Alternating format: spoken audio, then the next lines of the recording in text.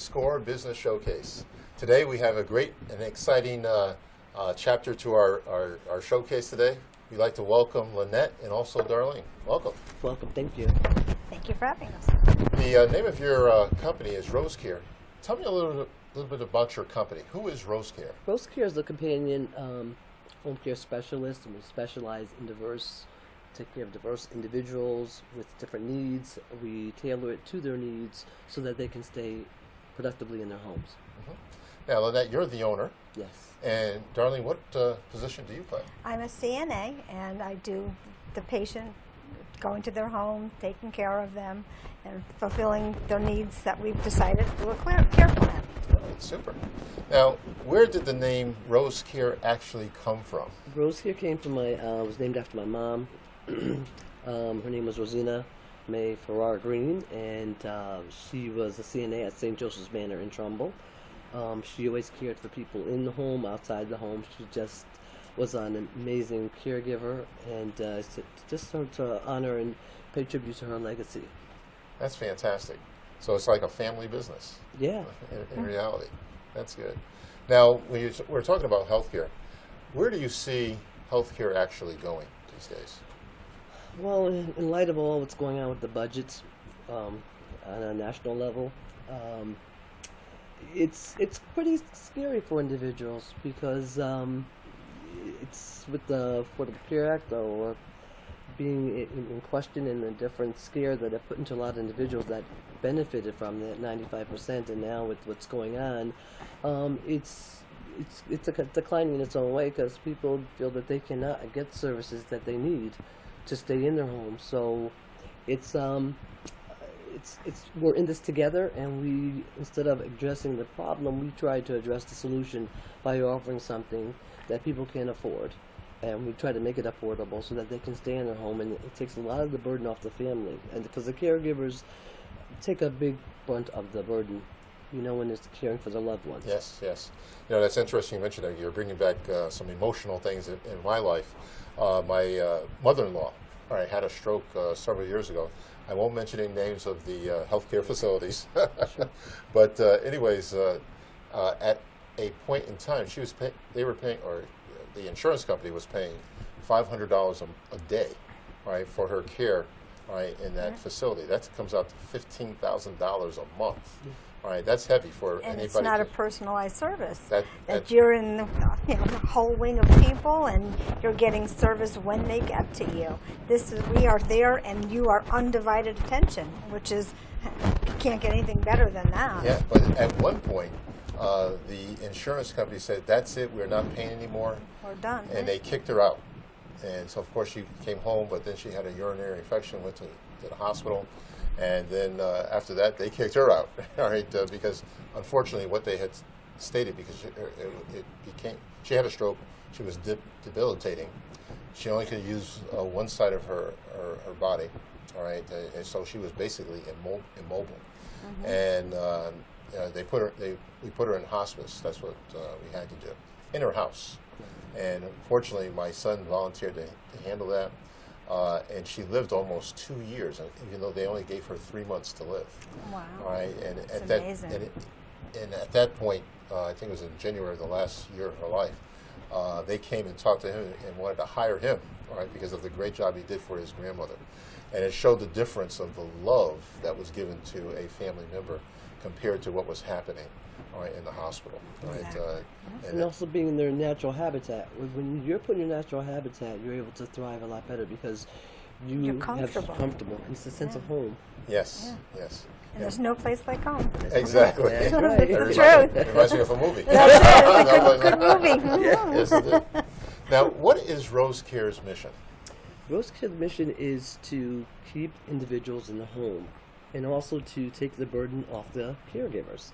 And so that the family people can caregivers. the family caregivers, and also to address whatever other needs and concerns that families sometimes are so closely intertwined with it that they can't see the forest for the trees. Yes. So that they can maybe go out on a Saturday night, so that they can sit back and still attend to the needs that they have. Because in most cases, caretakers have to work.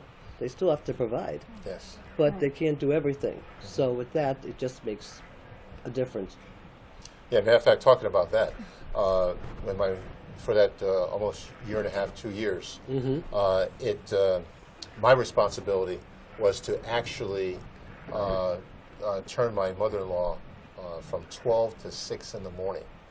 Now, because I was not sleeping, and that was every 2 to 3 hours, Oh and my goodness. because of that, I didn't recover until like Wednesday or Thursday. Oh, all right? yeah, Because I'm not getting proper sleep. Right. Yeah. Whereas my son, he had her like 24 hours a day, but it gave him an opportunity to sleep at night. Well, I give him a lot of credit. That's a Right. lot of work, especially for a young man. That's right. Yes. You ain't kidding. So, matter of fact, the neighbor across the street, I was outside one morning, and she said, "Your son is the hardest working man on the block." All right, because she knew what he was doing and the love that he was showing for his grandmother. Yeah. Now, what is Rose Care's goal? What is your goal? The goal is to keep individuals in their home so that they can live a productive life as whatever quality of life that they have left.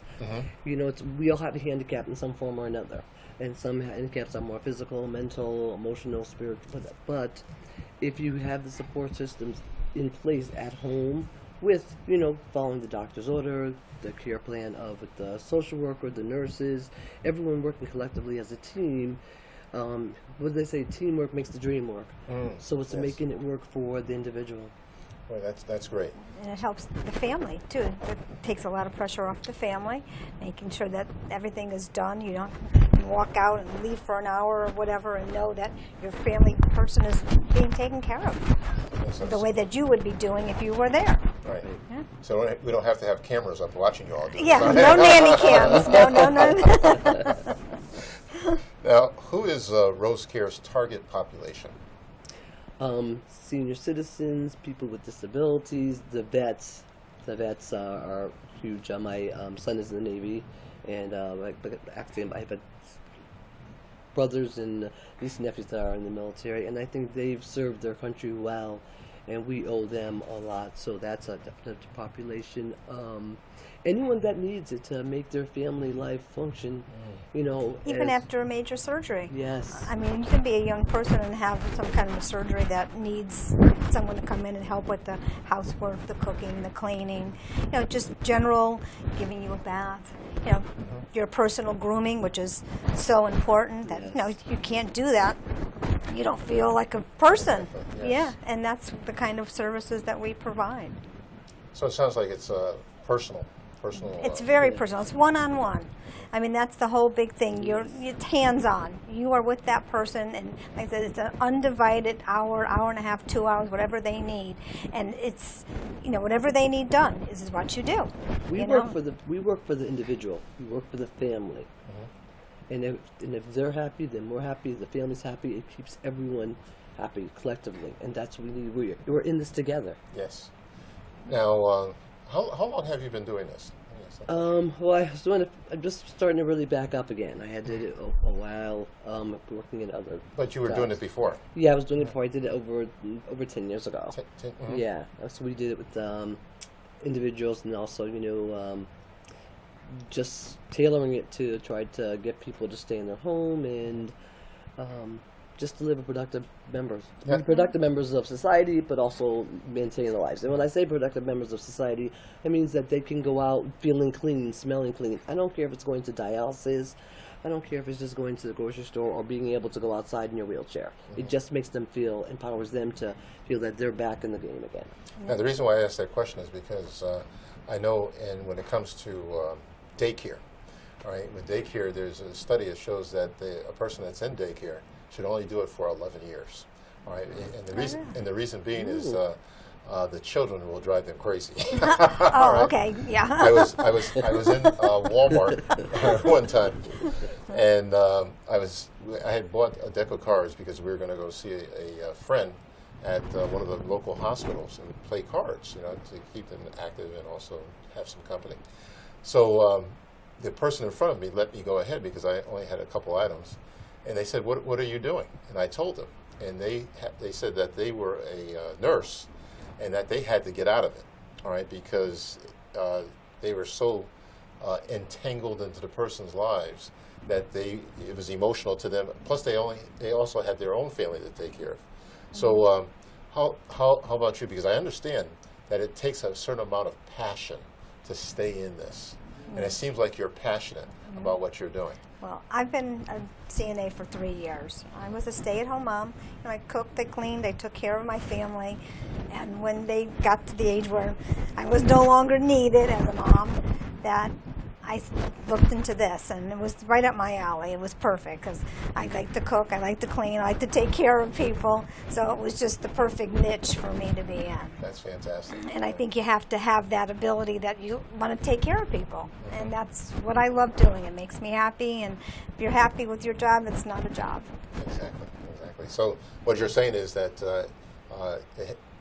you have to be in the people business. You should be in the people business Right. Yes. and like people, Yes. right? To Yeah. really enjoy this on the long range. Yes, right? exactly. And I've always worked with different populations, but from the mentally ill to the AIDS population to mentally retarded. I mean, all different children, juvenile offenders. I've had a spectrum. I have my master's in social work. I love working and serving people because I need them to survive. We need each other to survive.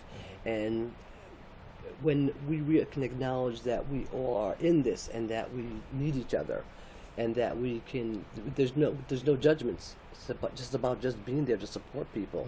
And sometimes the more you think you're giving, you're getting more in return. So it's very rewarding. But in the same respect, it's a need. It's a need, and with all that's going on with our society, healthcare is vital.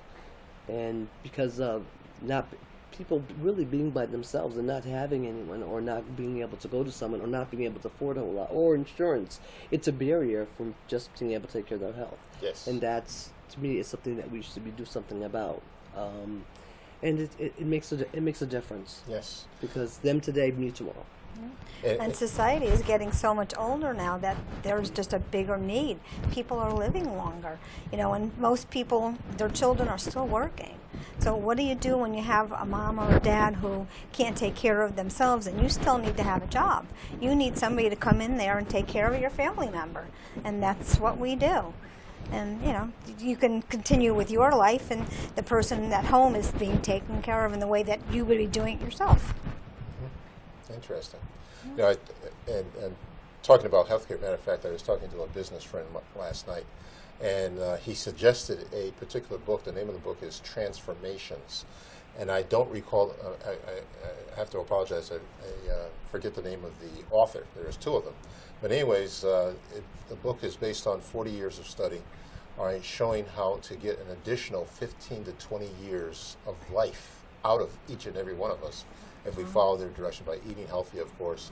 And there's like different segments, and I asked the question, well, was one of them water? And he said yes. And because I found out about alkaline water. I don't know if you're familiar with that, right? And alkaline water is the water we should be drinking, right? It's negative, right? The more negative it is, the better for us. Whereas if you check the waters that are out there, bottled water and things of that nature, we find that it's positive. Acidic. Exactly. Right. Acid. Yeah, that's in or reverse, acidic. right. Acidic. And we need something that's going to give us life.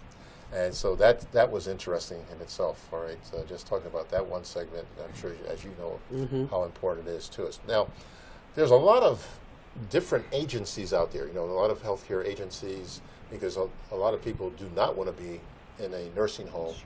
How does Rose Care stand out amongst the thousands that are out there? Because, well, we address and tailor the plan for the family and for the individual. We work for them. And so they tell us basically what they need and what they can afford and what it is that would make life easier for the individual as well as the caretakers. So collectively, it's a treatment plan that we come up with together, and we tailor to them.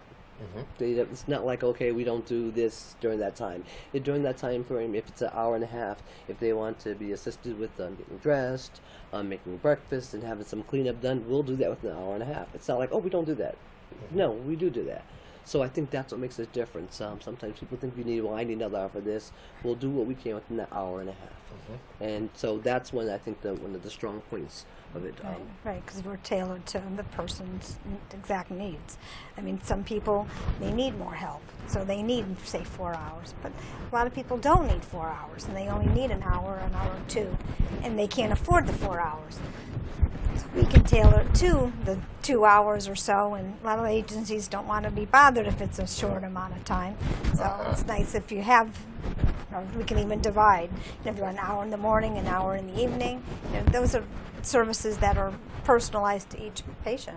Well, that's fantastic. Yeah. That's good. So it's right to the client's needs. Exactly. That's great. That's great. Now, who can actually work for Rose Care? Anyone's willing to do. Anyone is able to apply to work for Rose Care. Okay. All right. Now, thinking that in mind, what comes to my mind is right now you're local, all right? Have you ever thought about expanding that service out further? Oh yeah, we're definitely absolutely willing to entertain that with no shadow of a doubt. Absolutely. And when you do that, you can come and talk to SCORE. We can have Absolutely. Supply and demand. You supply, we'll demand. Exactly. You demand it, we'll supply it. Now, does Rose Care service also like hoarders? All right. Oh yes. I went into a person talking about that. Yes. I went into a person's house and area here in Fairfield County, and it was loaded with papers all the way from the floor to the ceiling. It was like a maze. You had to walk in. I was like surprised with. How do you find working with those individuals? It's a behavior. It's a learned behavior that they have, for whatever reason, and it's not, again, no judgment. You don't know why people do what they do.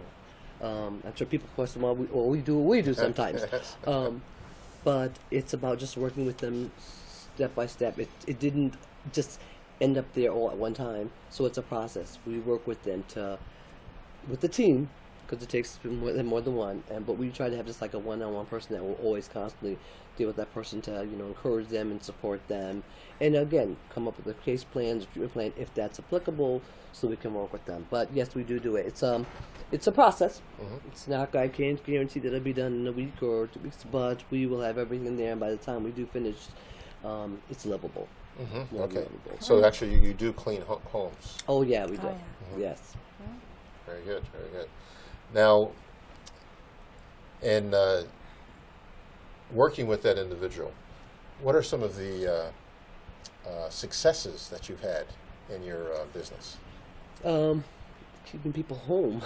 People are able to come home and stay home. I mean, we have individuals where one was coming home from the hospital, and we had to make sure that the apartment was all squared away for the individual, as far as cleaning, as far as everything in place, so that they can move from room to room. Everything within their grasp, that's a big thing. Yes. If you got things up on shelves, it's not going to do you any good if you can't reach it. Yes. So it's got to be within your reaching ability. We've cleaned out cabinets, and we reorganized. I think that's one of our strengths too, is we reorganize people so when they come home they can live home. And also, if it's with the caretaker tells us what it is that they need, and what their concerns are. And I think another strength is we listen to the caretaker, because we hear their cry, we hear their voice. Sometimes their voice is not heard, and everyone's voice needs to be heard.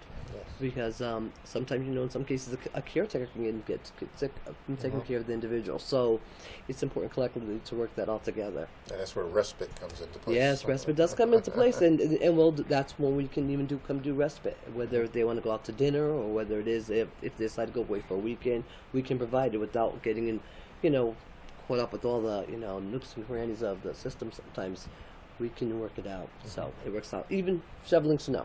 Oh, really? Okay. Yeah. I could have used you about a year ago. I don't think I could shovel. That's why anyone can apply. Men and women can apply. And, just talking about that, what has happened in the past, a lot of people say to you, I have back pain. And I look at them and I say, you don't look like you have back pain. All right. Then it happened until it happens to you. So it happened to me. And I said, wow, this is really unbelievable how painful it is.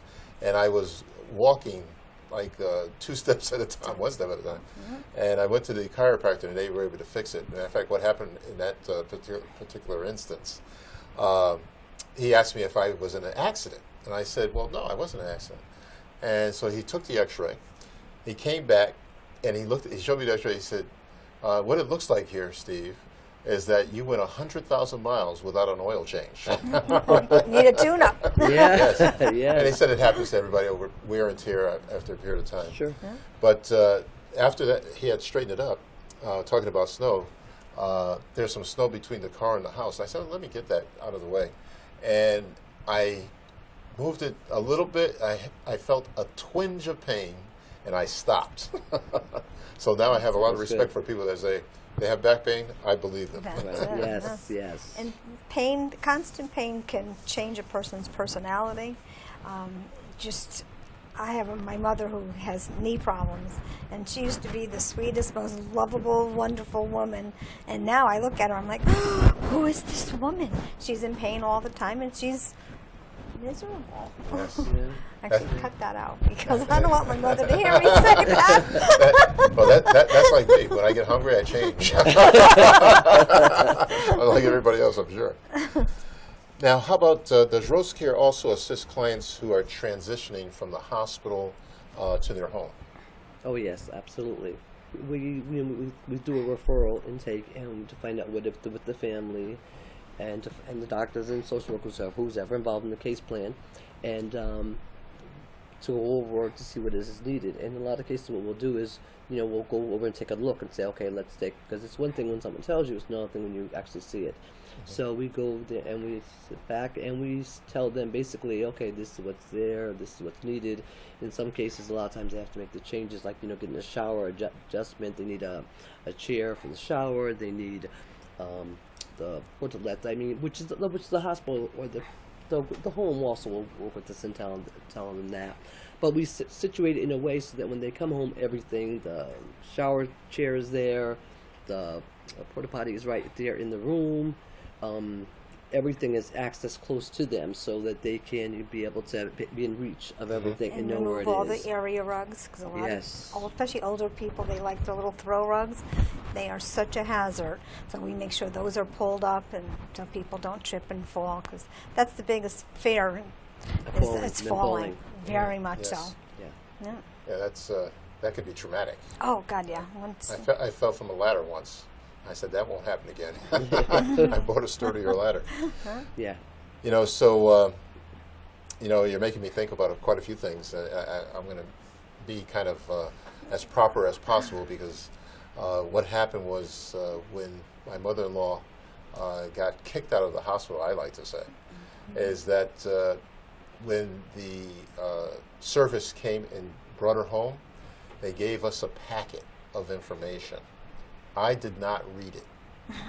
My wife did. She comes back and says, look what this says. It said, do not call the hospital. She cannot come back here again. And we're like, and it what? said it right in the They packet. said it in the packet. Wow. And I'm not going to name the hospital, but No. there's only 2 in the area. You choose one.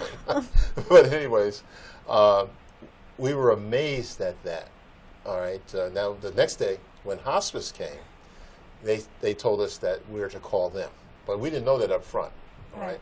So what I'm just saying out there for the healthcare industry and for everybody that's involved in it, you got to be thinking of the family's needs. Right. All right. And, Oh, yeah. because it's traumatic. It is. All right, It is traumatic, and I think this the miscommunication and the trauma associated with anyone being sick, getting sick, it takes its toll on the individual, but it takes its toll on the family. Absolutely. Because it's as far as trying to prepare and just to be supportive of them, to be supportive of the individual as a whole, because you have to treat it as a whole. It's not a piece of the pie; it's a whole pie, and every piece is impacted by that. And So it's a role important. reversal. Yes, I mean, it most is a role people, reversal. and you're used to your parent taking care of you, and now you have to take care of your parent.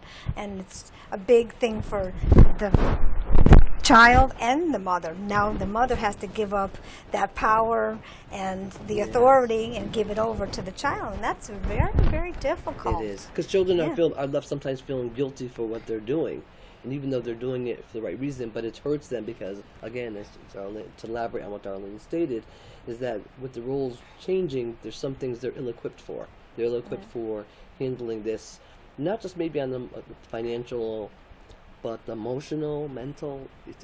Well, It impacts them. even bathing your parents and seeing your parent naked for the first time, it's horrible. Yeah. You know, I mean, it's something that you just don't think you'll ever have to do. And I couldn't do that. yeah, well, seriously, I Yeah. mean, it's very, very hard because, you know, that was something very private, and you just didn't think of ever having to see your parent naked, and that's part of, you know, keeping them clean, and, you know, so. And it also, I think, when you have families, and if you have a lot of siblings, the dynamics, everyone's different and doing things, and there's just it can cause so much confusion Yes, and yes. chaos, Right. and so it alleviates if you have someone in there just to everybody, not so there's no I in team, because that each individual does care and will love for their parents. Absolutely. But everyone's role and how they do things are different. Some people are impacted because they may not be able to do as much because maybe they have small children themselves. One may not have any children. It impacts in different kind of ways, but it doesn't mean the love's not there. Exactly. And I think that's an important thing because it's like I said, it's a loss for everybody. Mm-hmm. It's pressure for everybody, and everyone's needs And I think sometimes can't always be addressed. The parent feels more comfortable Yeah. with the stranger there doing things for them than their family, because you could tell, you know, you're a caretaker. Well, gee, I want to do this, but I don't want to ask my child. But yet, if it's someone that's there professionally, then you ask because that's part of the job. Absolutely. Yeah. Yes. And we saw that with taking care of my mother-in-law. We have 3 children, and not everybody could do the same Right. thing. Right. But yet still they love their grandmother Right. dearly. And it So, shouldn't yeah. and they shouldn't be expected to. Everybody has their strengths. Everybody Yeah. has their weaknesses. That's And with different that, points in their life. we have to That's sit the other back. thing Yes. too, right? Yeah. That's right. Yeah. It's like I said, my wife and also my son, they took care of the bathing and cleaning of my mother-in-law. I couldn't handle that. All right, Yeah. even just to change the feeding tube.